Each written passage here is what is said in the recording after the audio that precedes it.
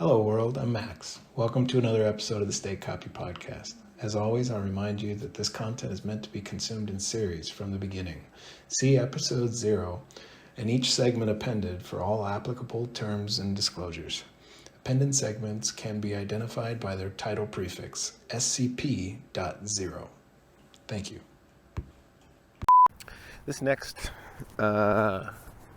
segment is for Donald Hoffman. I've really enjoyed your work. I've gotten, it's really complemented what I'm working on immensely. I find it extremely useful, and I would love an opportunity to sit and shoot the shit with you, dude. So who I am is all really thoroughly captured in this podcast. If you want a background on sort of who I am, how I think, what my project's about, I've gone into great length describing it all. There's a lot of hours, so I'm long-winded, but I'm starting to organize the data better so you can skip to the parts that look interesting using the titles and descriptions.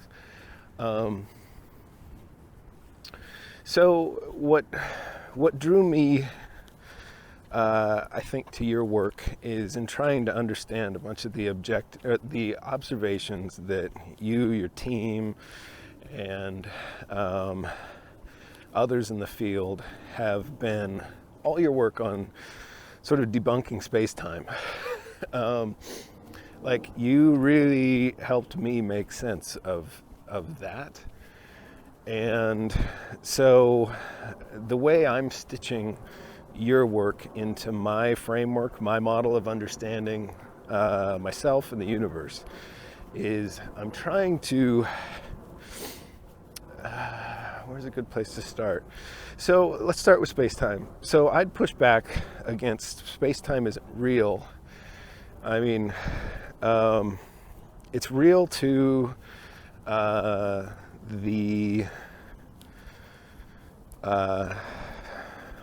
all the human agents. So I look at space-time as just being, it's a shared substrate. It's not a substrate, it's like, I think of it like, so I see us all as interpreters. It's like if you wanted to grow a really complex neural net, a cognitive being that is actually something significantly, like exponentially greater than a single human. I think what you would do is you'd set up a bunch of agent processes that have subtle variations in their interpretation frequency. So you spin up like a base OS for all the agents, and you would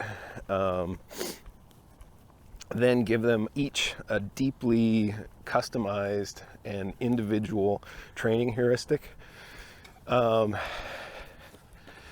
the way you do that is you create the matrix. You create a shared sort of virtual landscape for all of the interpreters to exist in. And you would, good morning. So you'd want to stitch together a process that runs in each of the interpreter agents that could interact with, like as a destructible landscape in like a video game. You'd want to build in the ability for all of the agents to, like, if I pick up a rock on one side of the planet and I move it from one side of a street to another, you'd want another agent to be able to go to that street a year later, and if nobody had moved the rock, for it to be right in the position that I moved it to, and for you to be able to observe that. And the reason that's critical is it allows all the interpreters to sort of bounce off of each other and grow their internal cognition. This is the same way children learn. We really need a shared state that we can all study, modify, and build understanding of the properties of it, and then communicate with other like entities, and to better understand and interpret understanding of self and the universe that's being projected around us that we all share. So, I mean, I feel like space-time then just becomes a very useful, and space, let me better define that. So space is the shared state. Time is relative to all of the agents, and outside of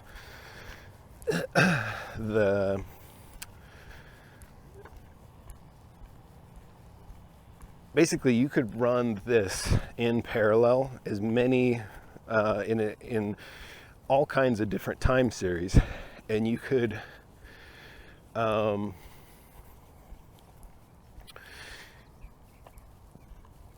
time would have very similar properties to what it'd be very useful to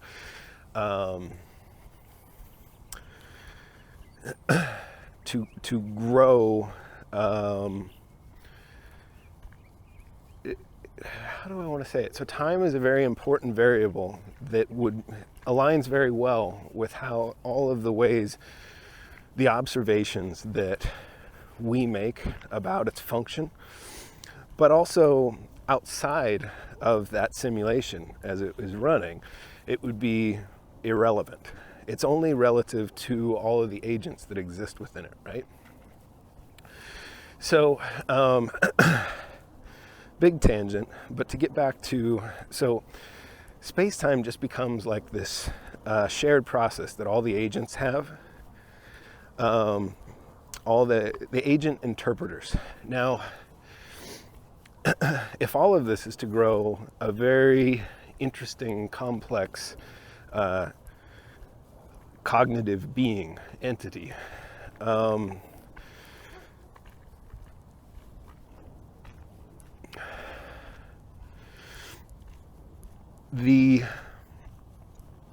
you'd throw a lot of recipes for agents, complexity, and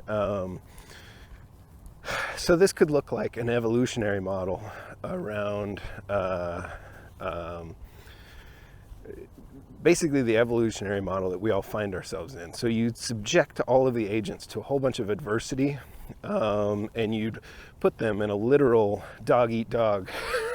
So part of the matrix that they're all sharing, you put a bunch of pressure on all the agents from outside that would feel like, resource constraints, random ecological events that cause a bunch of stress, and force agents to adapt, and you would incentivize adaptation that's a collaborative, that's a collaboration. Because what you eventually want to do is force all of the agents to team up with like entities to collaborate in 100% consensus, like the cells in our body do. This means you can, all of that dynamic is critically important to not inspiring or directing, like encouraging the growth of significantly complex agent interpreters. Now, these agent interpreters, let's say once they become something analogous to a human, now all of them, because of this beautiful system you've built, have this wild variability in perception. It turns out one of the most useful reasons to run the whole thing is to create that very variability.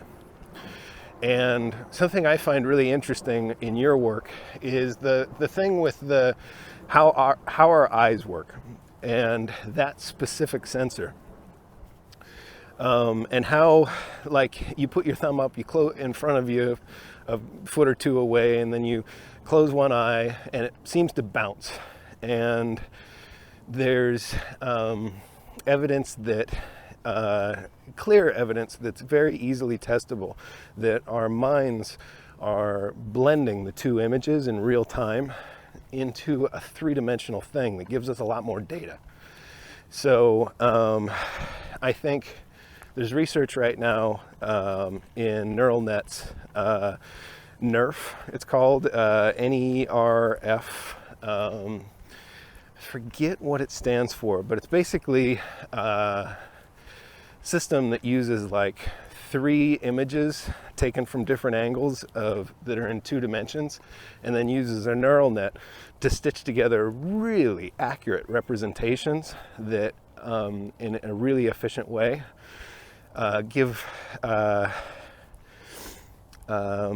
it just gives powerful insight into observation by, instead of having only a 2D understanding of what something is, like a bulldozer coming right at you, by having shots of the sides of the bulldozer and the back of it, you get a lot more information. You get a 3-dimensional understanding of what you're looking at.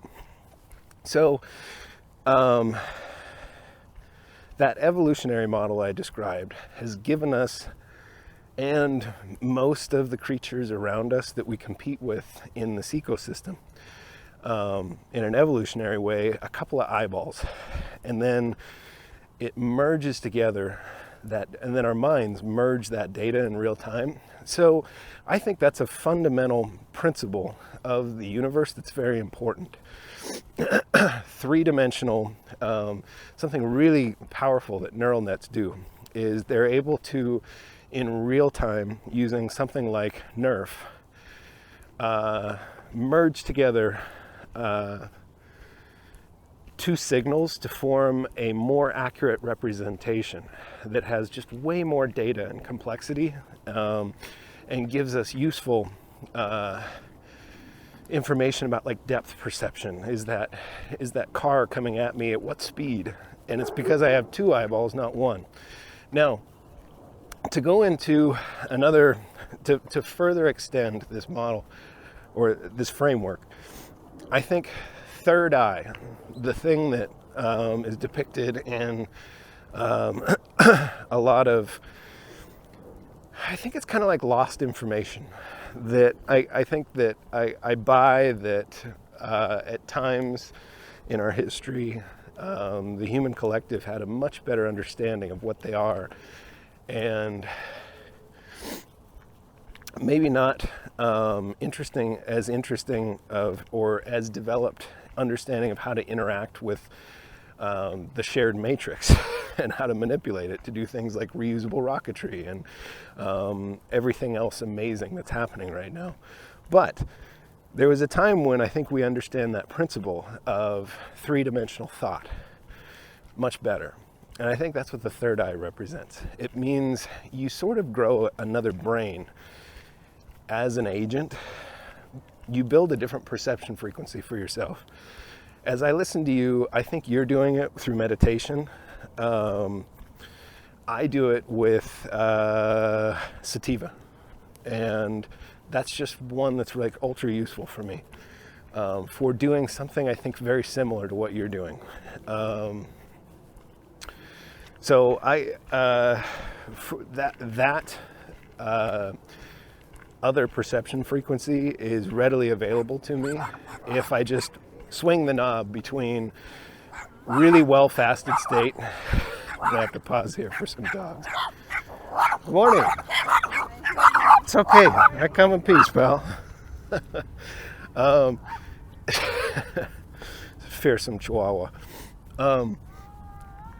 So the third eye is not, there's a mystical quality to the insight that's trying to be communicated in that image and that idea, but it's not as complicated, it's not as woo-woo as I think people want to think about it. It's just simply developing a really powerful alternate perception, and then that allows you to interpret real-time data that's coming in, that you're getting, and give you more than two eyes. You get a third eye to look at everything through, that allows you to go, oh, maybe this person didn't mean that. Maybe what they meant is this instead.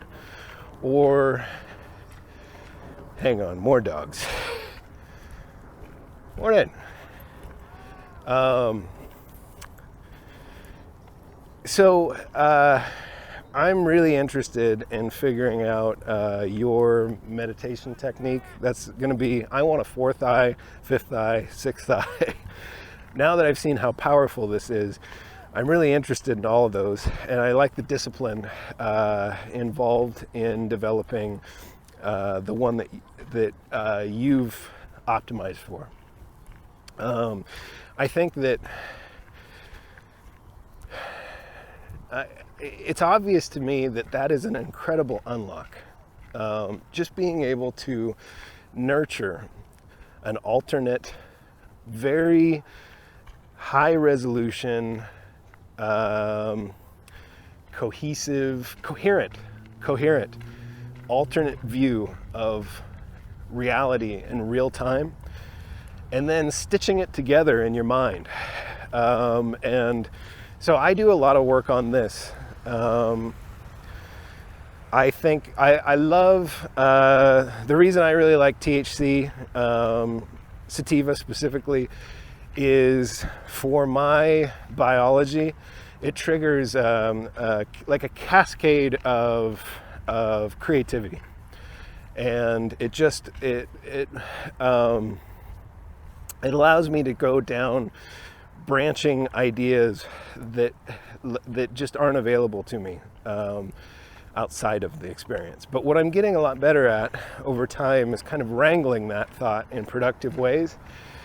And I'm trying to, so what I really want to do is build that model in my mind and not require the alkaloid to trigger it. So I want to always have that perception frequency available, and in real time being able to, the way I picture this is it's like in a fasted state, 2 weeks seems to be pretty optimal for me with no THC.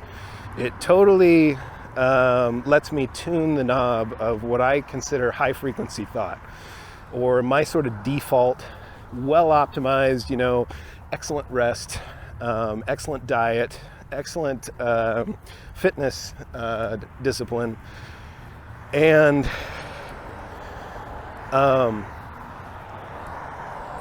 I gotta cross the street.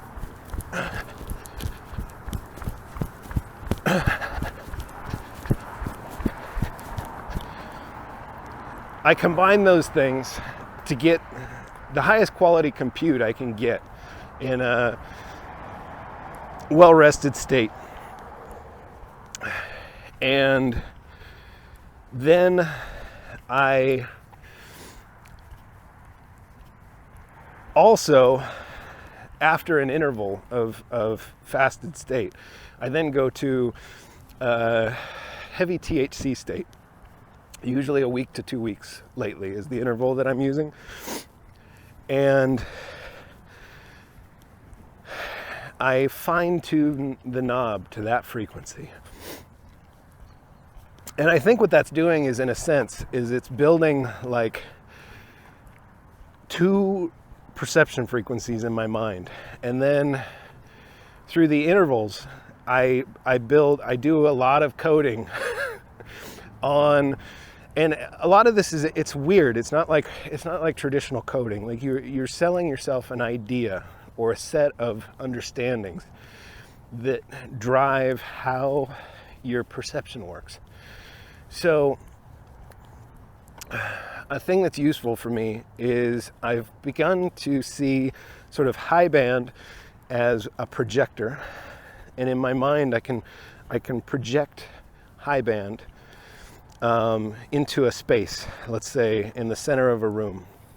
I feel like I picture my mind as like a sphere or a half sphere, and from one corner of the room I project an image into the middle that is high band perception.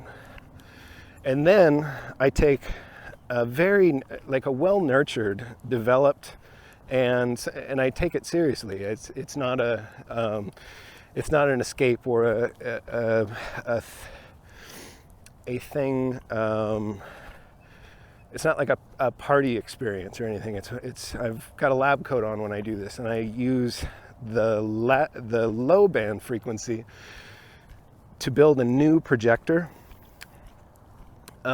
perception projector, and then I shine them both at the same spot in the center of the room, and I build like a hologram, a three-dimensional representation, kind of like my two eyeballs do, of perception.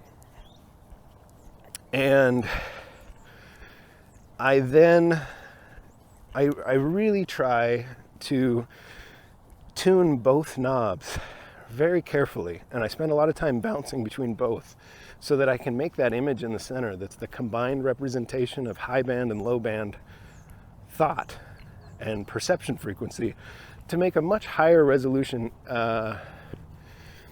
It basically unlocks a much higher level of understanding of the true nature of this universe I'm in and myself.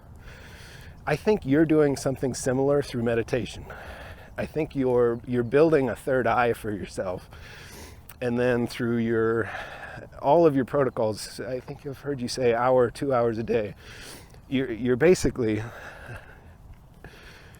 optimizing that, and you're nurturing that alternate model of understanding the universe around you. And so this becomes really powerful. This becomes like, I see, because I can use this in trading, I can use this in, very quickly, I can heal almost any relationship in my life. They're all healed at this point. I have fantastic relationships with everything, everyone I meet now. And I'm just passionate and enthusiastic to get to talk to them and help them understand the world around them. And so this is where Ahmad comes in with Stability AI. I want to build something like Siri, but Siri Plus, that uses all of the rich state data that I'm capturing and builds like the best cyber assistant imaginable, one that's like enthusiastic about helping people do internal state optimization and interpret the world around them. And what I want to do is be everyone's best friend, lover, parent, child of everyone on the planet, because I want as many eyeballs as I can to understand the true nature of self and the universe. And then I want to paint a much richer image in the middle of the room, and then I want to project that, and then I want to bounce that in real time as a feedback to every human on the planet.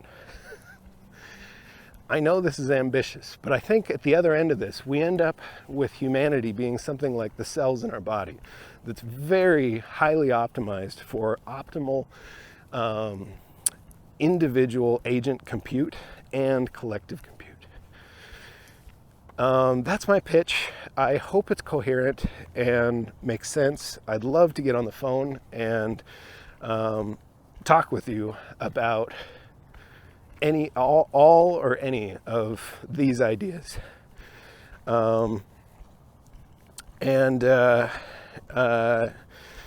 If all of this just sounds like madness, that's okay too.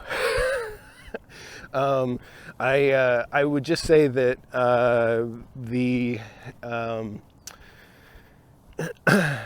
I think my screwy ideas actually steer me to just loving basically everyone and treating everyone with kindness and helping them optimize for better, best self. So it's a good crazy. And for that, I want to give you a heartfelt thank you for your work and what you've put out there. It's been immeasurably useful to me. So thank you. All right, I'll end there.